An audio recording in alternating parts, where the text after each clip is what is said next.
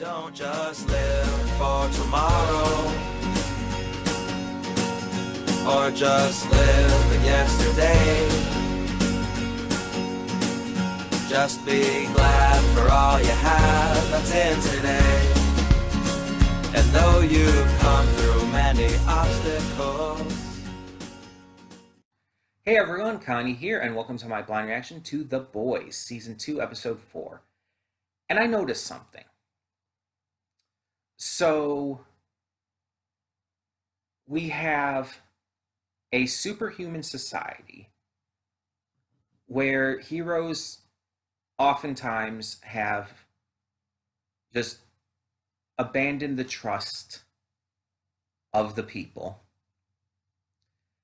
and more times than not have caused villains to arise because of it. And so some new heroes have to come in and kind of clean up the mess. Am I talking about The Boys, or am I also talking about My Hero Academia? Because I noticed that there are some striking similarities here. Obviously, The Boys goes much, much heavier and much, much darker than My Hero does, but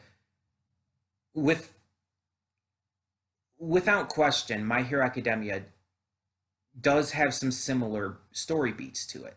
Again, with what I just described, a superhuman society where a lot of times the heroes betray the trust of the people. This is true in both, for different reasons and in different ways, of course. Obviously, the heroes doing this in The Boys are doing it in much more violent, horrific ways. And usually in My Hero Academia, it's more accidental, or more like they're not trying to do that, but it just kind of ends up happening through various reasons. And the young heroes have to come in and clean the mess, obviously, with the heroes in training in My Hero Academia, the newest generation, kind of putting things right and having to eventually take on the likes of the League of Villains and whatnot. But then in The Boys, the young heroes being the likes of Starlight, or even Huey, even though he's not technically a superhero. He kind of acts more like a hero than a lot of the actual heroes. But he and Starlight are actively fighting against this kind of societal control, even putting the Compound V out into the public. And the idea of both of them creating more villains than anticipated and wanted is very much a factor in this, because in My Hero Academia, a lot of these villains are born because of this superhero society kind of failing them in various ways. Just go back and watch the My Hero reaction from Wednesday, for example of that. But with this series, we see that a lot as well. These heroes become villains because of society, because of how society has treated them, and especially because of how they're viewed because of their superhuman abilities. It's wild to see the similarities between this done in two entirely different ways. But I kind of enjoy that. And obviously, there's other shows that do this kind of thing very much too, like Invincible. But it's like, it's just wild that I'm reacting to two of these types of shows at the same time that are doing this exact kind of thing. Just again, in very, very different ways. So I just found that like really fun and interesting, and I wanted to bring it up real quick here. But let's talk about the actual plot here. So last time, yeah, Compound V was exposed to the world, and Vought had to do its best to try and deflect this. And so they did in a couple of ways. They, first of all, tried to push the blame onto a group of rogue scientists led by the now dead Madeline Stillwell.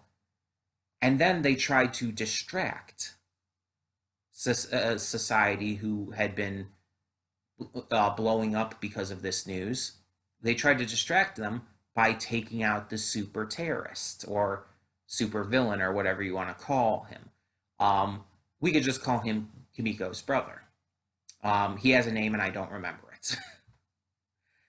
But Kimiko's brother is taken out by Stormfront, who Vought and Mr. Edgar are clearly trying to paint as a new face of the Seven, almost possibly kind of taking that role from Homelander, at least temporarily. That's definitely kind of vibes it's giving off.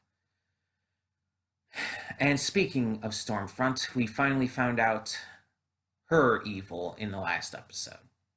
We knew that it couldn't last forever. We knew that Stormfront wasn't just going to be this nice but kind of aggressive feminist, that there was going to be some kind of dark side to her that just ruined her character and made us hate her. And yeah, they did that. They had her be a racist, mass murdering psychopath. Because why not? She mass murders a bunch of innocent people, all black, by the way. She uses a racist slur against Kimiko's brother and kills him. And then it's all pinned on Kimiko's brother. All of the murders of these innocent people who weren't even an issue, weren't even in the way. It was all pinned on Kimiko's brother. And I don't know if she killed them specifically with the idea of pinning it on him, or if she just killed them because she's a psychotic bitch and it was decided afterwards by Vought that was how it was going to be spun. I don't know. But I could see it being the second one, honestly, more so.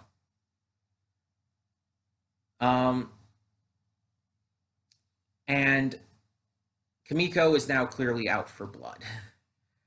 Like she wants to kill Stormfront, and I don't blame her, and I hope it happens. Because while I tend to be very like, how do I put it? Not fully pacifistic, but more I tend to be more pacifistic in real life, and I don't believe in like the death penalty and everything. In terms of a show, in terms of a fictional piece of media, I can kind of feel like I can let loose, because it's like it's not reflective. My thoughts on a series or a movie or whatnot or a game are not reflective of my thoughts on real life, because I know it's fiction. I know these characters aren't real. It doesn't reflect on anything. Even if in real life I would like to see someone like that die, it's like it's not something that I will actively support. But when I'm watching a movie or a series, it's like, oh yeah, fuck it, kill him. Again, because I know it's fiction. I know it's not real, and I don't feel bad about saying that about a character. Because they're a character, they're fictional. So it's like saying like, oh, I want to see Stormfront have her spine ripped out of her throat and then have it shoved back up her ass. That doesn't make me feel bad because she's a fictional character. But if I said that about a real person, I would probably get really physically ill, because that would be absolutely horrific and disgusting to say about a real person. Get what I'm trying to say here? Learn the difference between fiction and reality, people. That's all I'm saying, because it will allow you to take out some stresses. Another connection with my hero. But in all seriousness, it's like, yeah, oh no, I definitely would love to see Stormfront be killed here because she pissed me off in so many different ways. I've made it very clear how I feel about racism, so that's definitely one of the ways that she absolutely pissed me the fuck off. Um, that alone kind of makes me want to see her die. But the murdering of these innocent people who had nothing to do with it and who were just there and who weren't even in the way, that's absolutely horrific and pisses me off. And it's just like just everything kind of at that point. It's like I still kind of agree with her views on like the feminism stuff and all, but that does not supersede the violent psychopathy. That does not supersede the racism. That kind of shit is so absolutely evil. The shit she did is so absolutely 100% evil that it just makes me want to see her die in pretty gruesome ways. Let's go Mortal Kombat on her ass. I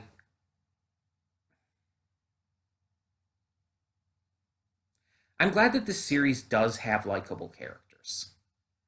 Let's put it that way. I'm glad that the series has characters like Starlight and Huey and Frenchie and Mother's Milk and all of them who are likable, good characters who do bad things sometimes, yes, but genuinely aren't bad people and don't do these bad things for the sake of necessarily hurting others, but for the sake of, well, in a lot of ways, helping others. Because if this show was just purely evil and just everyone sucked and just there was no anchor to kind of draw us back in, I would not like it, like at all. A series, in my opinion, has to have a likable, good-natured character to anchor you in. Otherwise, if it's just all terrible all the time, one, it gets very old, and two, it's unbearable to watch. At least for me, it would just so completely destroy my emotional mental health that it would really just cycle me into a heavy bout of depression that would really not be good for me, considering how much trouble I've had dealing with that in the past. Um, but yeah, so I'm really glad that there are good, likable, positive characters in here, even if they do occasionally do some bad stuff. You still get to see some characters who draw you back into the humanity of things. Because God, this series can be super upsetting at times. And it's like this isn't even the first time we've seen like a character be racist. Not by any means. Homelander is super racist. You kidding me? Like the dude has shown time and time again that like you saw his reaction when or not, it wasn't even Ryan who said it. It was actually Becca. When Becca mentioned that on Mondays they have breakfast in Spanish, you saw Homelander's reaction to that. He had this disgust, this cartoonish, like gross confusion look on his face, like, ugh, no. And it's like, and then his first response to that is like, no, Ryan, let's go outside. Come outside with me. You don't want to do this. Come outside with me. It'll be more fun. And it's like, yeah. Plus, it's been super obvious just throughout that he's basically one of those MAGA idiots who uh, is a super patriot and thinks like a psychotic level of American patriotism is a good thing. I don't understand how those kind of cartoonish people live in real life, but they do. And Homelander's always been kind of that same kind of guy. I mean, we saw, I believe it was last season. It might have been this season, but I believe it was last season. Like they were having this kind of thing about like the super terrorist and this and advertising and all. And there was one of these adverts is like, oh well, what if we the think group says like, what if we put it to protecting the world? And Homelander's like, no, no, no, protecting America. It has to be America. And it's very clear like the ideology that is being displayed to us there. Again, this super patriotism kind of bullshit that basically demonizes everyone who's not American. And so it's like, yeah. Homelander is pretty gross, but we've known Homelander is pretty gross. So that's been a thing since the beginning.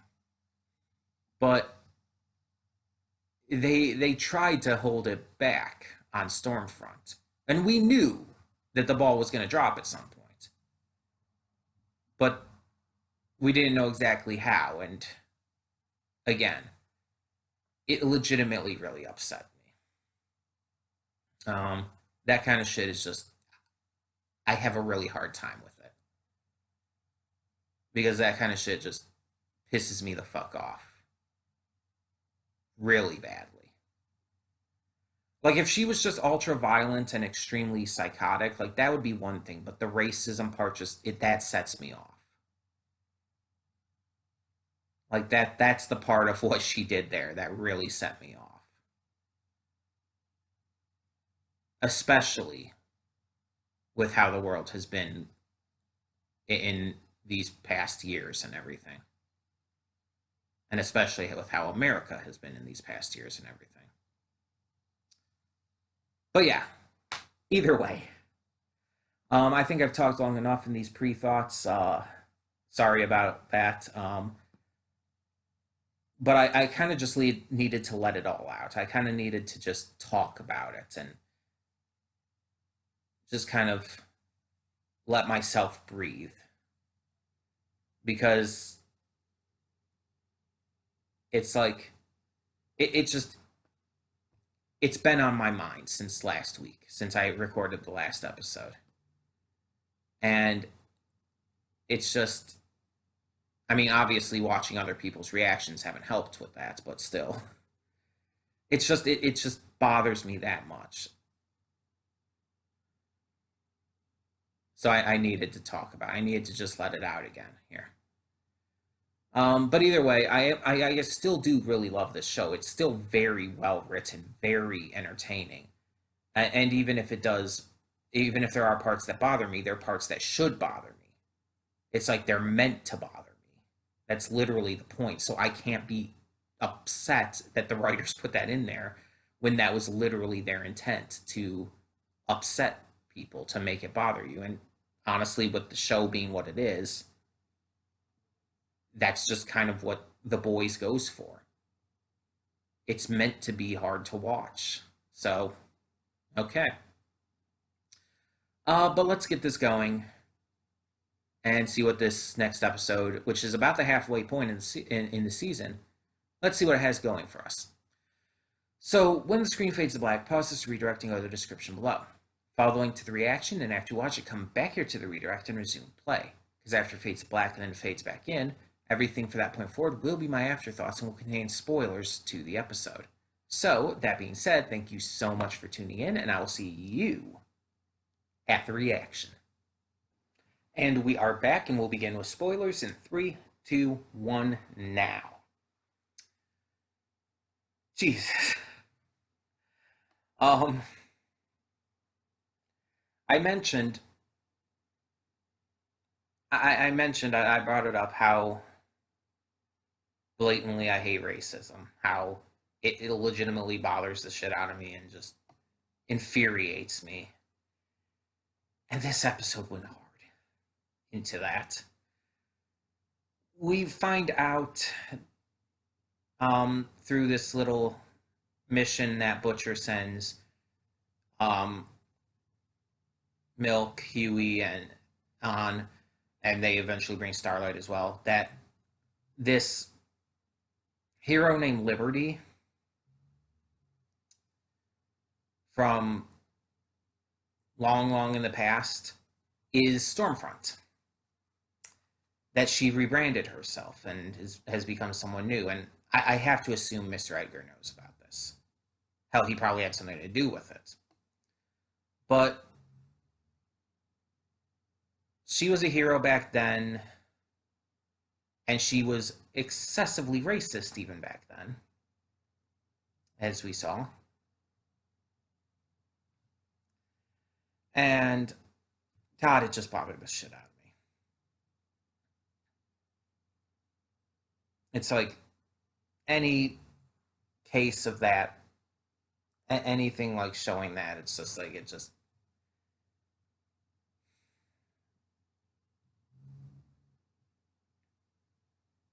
I don't understand how people can be like that. I don't understand how people can be that fucking scummy.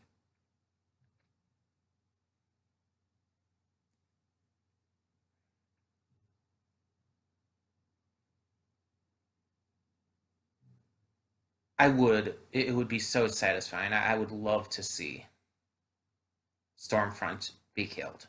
I don't even give a shit who does it. I really want to see her die. But let's talk about the rest of this episode. So I'm gonna try to, as always, I'm gonna try to get to everything I can. But if I forget anything, please let me know in the comments. And if there's anything specific you want to hear me mention, I can let you know down there. So let's talk about it like kind of like bit by bit. So let's talk about starting with the entire thing with Huey, Milk, and Starlight. So Huey is meeting with Starlight, just getting to talk about everything after what happened in the last episode. And Huey gets a call from Milk about the mission to go find out about or not Storm, well, yes, Stormfront, but Liberty. He notices that uh, that why is her name escaping me all of a sudden? I literally just said it. Starlight. Annie. He notices that she's not going anywhere and inquires about it, and she talks about how she doesn't feel comfortable going back um to the tower right now because of Homelander and all, and so he ends up inviting her to come along with them on their mission, and she agrees, and eventually they get Milk to agree. And they head out, and I still have to say, the scene where they're singing Billy Joel, "We Didn't Start the Fire" in the car, is probably the only truly happy scene in this episode. I mean, there is the stuff with Butcher, but that kind of ends up not being too happy, which I'll get to. But yeah, it was the only truly happy, fun scene in this episode. Everything else was like so intense and everything. But yeah, they get to go on this trip. They stop at this diner where we get to learn more about Milk's father and everything. Um, and he and Starlight legitimately connect. And when they're leaving, a truck suddenly hits this car that's pulling out. And just like with the deputy director's head exploding, it caught me so off guard that it legitimately scared me in the moment. What is with the season and doing that? Like, it legitimately made me jump. I just did not expect it. It was so sudden and so just it just shocked the hell out of me. Um, Again, season one didn't do this to me, so I don't know what it is with season two. um, but yeah, so they decide to head out and not get involved for obvious reasons, and continue on their way. When they get to this lady's house, they talk to her, find out all the information they can, and Milk convinces her to talk to them by telling the story about his father, which we learn more than what we even found out with Starlight. We find out that his father was a lawyer who was trying to expose Vought, but he ended up becoming too tenacious in that, and one day Milk found his father dead over his typewriter, killed by Vought. So, fun. And so this lady talks, she tells of this story that happened when she was just a kid all these years ago, on how she was in the backseat of a car, her brother was driving, she was sleeping, and Liberty pulled her brother out of the car and, after pulling him over, and murdered him because of racist intent, because of racism. And it was super blatant. She blatantly said it. And it's like, what are they building up to with her? That's what I'm wondering. Because she's clearly an absolute piece of fucking human scum who deserves death. She's a racist shitbag. She's a psychopath who will kill innocent civilians with no hesitation. What are they building up with her? We now know that she was this hero all these years ago, which means she has more than one power. She doesn't only have the storm powers, the lightning, but she apparently also has some kind of like immortality, or she doesn't age at the same rate or something like that. Because somehow she's still not only just alive, but young. Because, I mean, she could obviously still be alive for obvious reasons, but she's still young. She's still in her prime. So I'm wondering, like, what this is all going to finally build up to. We see a little bit of the Deep in this episode as well. We see these, like, little bits throughout the episode of these women, like, and I thought, we find out, like, they're these interviews, basically, but I thought that they were, like, this, like, group meeting, like, not, I guess you could say in the same vein as Alcoholics Anonymous, but not really, obviously not about alcohol, more about, like, relationships and stuff. That's exactly what I thought it was, though. But no, it's just these interviews that the Deep and this woman from the church are conducting to find him a wife from the collective to kind of get him back in the public eye in a positive light. And so after all the interviews, we see that he is especially drawn to the one who is very sexually charged. And there's nothing inherently wrong with that. They kind of like painted in this episode as being like, oh, we're not looking for something to satisfy your base needs. It's like, this is clearly just you being horny and everything. It's like, okay, but there's nothing wrong with that. It doesn't really paint it as being super terrible or anything, but still, it almost paints it like as if it's just like a just pure lust for him, like just and that it's like not exactly like what they want and all. I don't know how to explain it, but you get the gist. There's nothing wrong with sexuality. I think we as a society need to unlearn that really fucking quick. That we need to stop teaching our kids from a young age that sexuality is inherently wrong, that it's inherently bad, because that's just not the case. I mean, yeah, I'm not saying like kids should be like knowing all that kind of stuff about that as kids, no. But don't tell them that sexuality is bad, because that just ends up hurting when they grow into an adulthood. And it's just like, and it's just blatantly not true. So it's a little annoying to see that kind of looked down on. But the main point was that it wasn't what they were looking for getting him back into the 7 and getting him kind of I guess you could say, reformed in a way. So yeah. We also saw a little bit of A-Train, um, and specifically find out that he's been fired from the Seven, and that they're looking at his rival, who we had seen in season one, to replace him. He's being fired from the Seven uh, because of his heart, basically. Uh, Homelander basically tells him that it's like, oh, we've noticed your heart. It's obvious. You're not at your best. You can't run as fast as you can. You're not even in the top 5 at the moment. We can't have that. You're not good enough to be in the Seven anymore. It's basically just this idea of, if you can't be the absolute best, then what's the point? It's elitism, basically. It's elitism.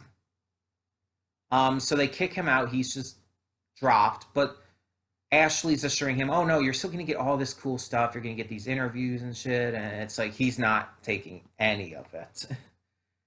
But I mean, he doesn't really have the option to argue and stuff. Question is, what is he gonna do now? Because we know from his discussion with Starlight that he greatly values his position, the money, the cars, the homes, all of that stuff. And it's implied that it's because he was poor growing up. And that because of it, this kind of stuff, it's kind of the representative things that he's always strived for and always wanted, because other people had what he never did. And it's like, I get that, but at the same time, it's like, it's still greed and selfishness, dude. It's like, I understand where you're coming from, my dude, but you need to understand that it's not all about the money. It's like, yeah, you can get some nice stuff and that's all well and good, but you need to learn to live without it too. And he should know. That's the point. Like, they made a point of that. He should know what that is like, and he should know how to survive like that. But I think it's more of a fear that he just doesn't want to go back to that. He doesn't want to have that insecurity in his life. And again, I understand. I get that. I don't blame him necessarily for that. No one wants to be poor. So I get it. But honestly, the worry, I feel, is unwarranted, because he probably wouldn't be poor. He'd probably still be pretty well off with all of this going on, especially with all of these deals that they're planning for him. So, yeah, that's apparently happening. And outside of the racism, the part that pissed me off the most in this episode, and it's not the writer's fault, it's not the episode's fault. I want to make it clear, I'm not saying it like as a scathing remark against the series. I'm just saying it like, oh, this is supposed to piss you off, and it pissed me off. They did good by making it so infuriating. The part that pissed me off almost as much as the racism was when Homelander outed Maeve in public on the Maria Menounos show. For those who may not understand why this is such a big deal, outing someone is excessively damaging. If a person is not ready to be out for whatever reason, it doesn't matter what the reason is. If they're not ready to be out, the act of outing them, especially publicly, can basically be seen as an aggressive attack against them. It can be excessively damaging towards their mental health and can cause a lot of emotional, mental issues. It's dangerous as well to out someone without their permission. Because even in today's world, where being LGBTQ plus, being queer, is much more widely accepted, it's not universally accepted. And queer people are violently and horrifically murdered pretty much every day because of who they are. Gay men, gay women, bisexuals and pansexuals, asexuals, trans people, non-binary people, they get murdered just for being who they are. And it's absolutely fucking sickening. If someone's not ready to come out, you respect that. And by outing them, you are actively putting them in possible danger. You are actively hurting them. You are actively showing a disregard for their safety, for their decisions, their sense of being. Like, you probably saw in the reaction when that happened, when he outed her, I was beside myself with rage. I don't know how well it came across on camera, because I'm not like, you guys know I'm not the most emotionally loud person, I guess you could say. Like, I don't get super like loud. I don't get super like high energy with it all. Um, I tend to seethe a lot when I get very angry. I tend to get quiet and seethe and kind of just aggressively like steep in my anger. I don't quite hold it in because I'm making it very clear that I'm angry, but at the same time, I don't like let it out as much as other people have. And whether that's a good thing or a bad thing, I don't fully know myself.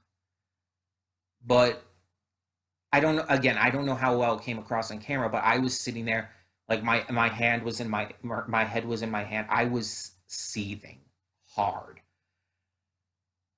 I was repeating like the line "fuck you" over and over, and it's like I was on the verge of probably actually snapping and getting loud. I was on the verge, like if that went any like further and he did anything else to make it even worse,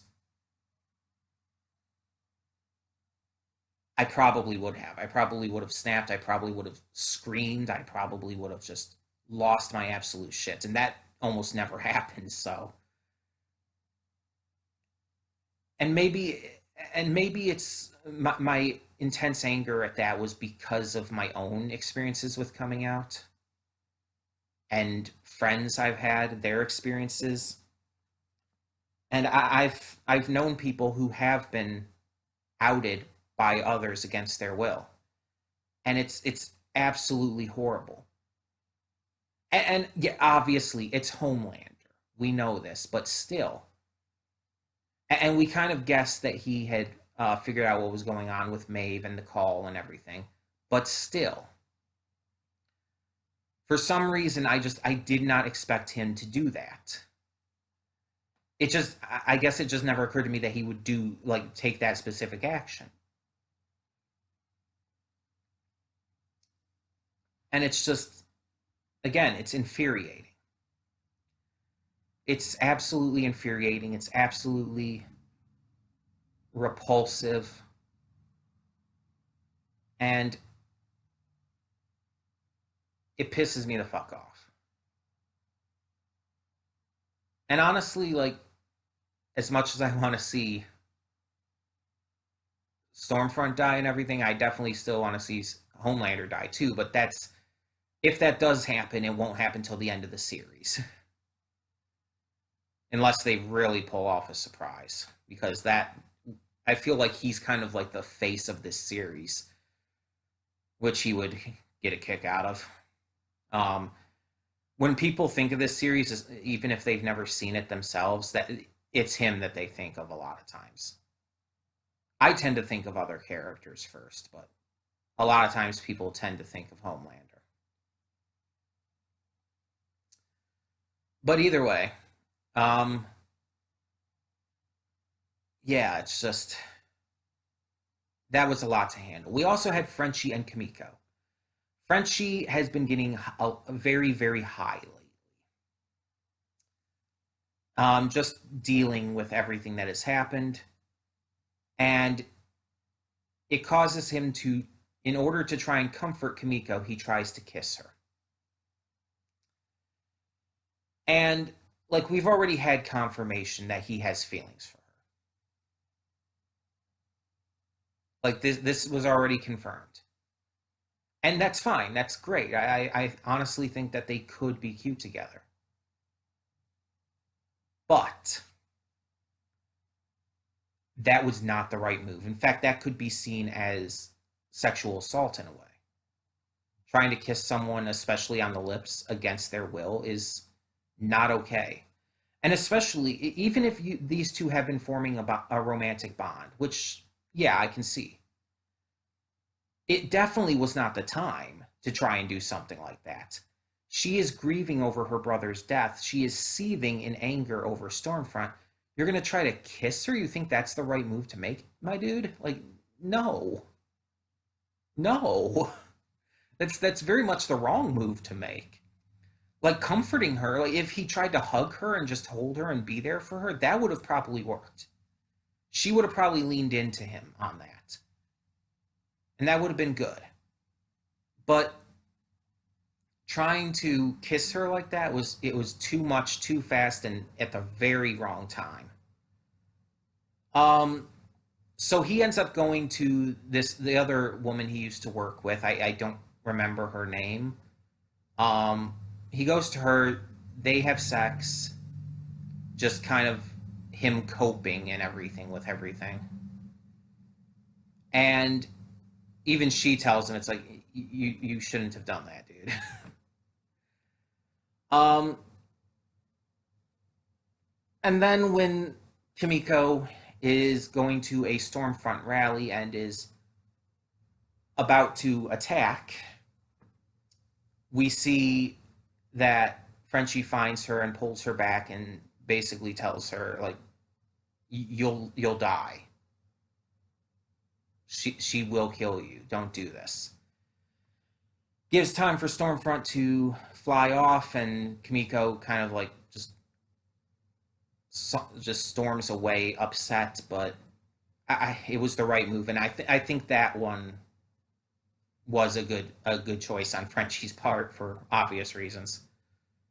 But then we had Butcher and Becca. So after finding out from Mallory where Becca is, Butcher goes to meet with her, splitting up from the rest of the boys. And he reunites with her. They get to be with each other again and even have sex again. And it's sweet and wholesome and cute. And they even plan an escape.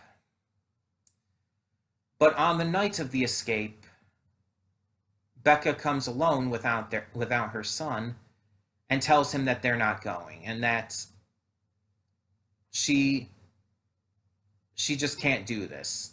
That it's clear that Butcher has way too much just hatred driving him, that that he's lost himself in it, and that she just doesn't want to deal with that and to have Ryan deal with that. And she acknowledges and notices that Butcher also has a clear hatred for Ryan because he's a super. Because of Butcher's hatred of supers and especially of Homelander, she can tell that he didn't really care about or want Ryan around. He just wanted Becca back. And she could tell that. So she lets him know that she can't go with him while he's like this. That this is not going to be good for anyone, and that he might try to subtly make Ryan disappear or something at some point. And I can't say that Butcher wouldn't do that, but and he kind of admits to it. he calls Ryan like a little super freak or something like that, and it's like it's clear that she has some truth to her statements here. Butcher is so pissed off by superheroes. He's so driven by his hatred of them that even this innocent kid who's not a superhero, even if he has powers, he's not a superhero. And he's not a corrupt piece of shit like Homelander or any of these others. Butcher still had this, even if it wasn't fully like intentional, he still had this seed of hatred for Ryan just because of that. And it's sad because they finally had each other back and now they have to split again. Now they can't be with each other again because of Butcher's own actions, his own hatred. It's ruined the possibility of this relationship at this time. Could that change? Oh, for sure. It very much could. Will it? I don't know. We will have to see.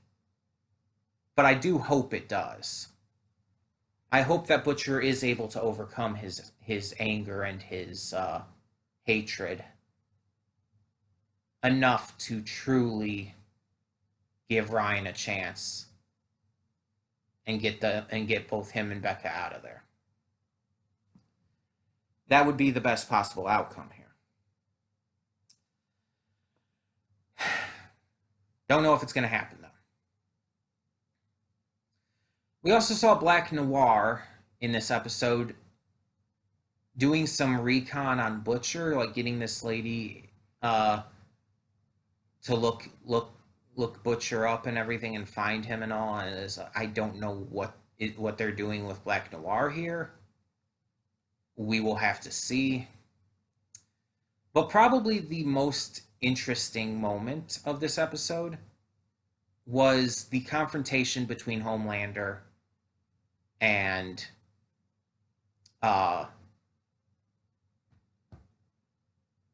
what is his name? I don't remember his name, the shape-shifting guy. At the end there.